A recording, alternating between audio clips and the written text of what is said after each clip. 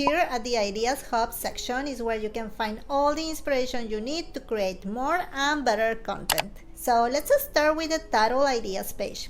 Having a catchy title is key to getting people to click on your video, especially when there are many other videos in the carousel. So here you can find 22 templates that are effective in creating curiosity and making people want to click on your video. To use them, you just need to copy and paste them when you upload a new video and change the word product to the actual type of product you are talking about. The same applies to the ones that mention years or months. You just edit the number and it's ready to go. If you come across other interesting titles you would like to use, you can add them to the list by clicking on New. The checkbox is an option for when you don't want your titles to be too repetitive and want to remember which ones you have used recently, so you can mark them down.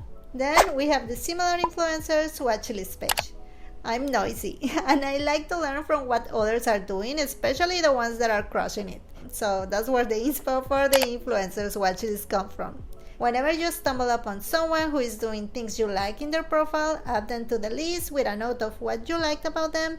This way you can use it as inspiration for your own content later.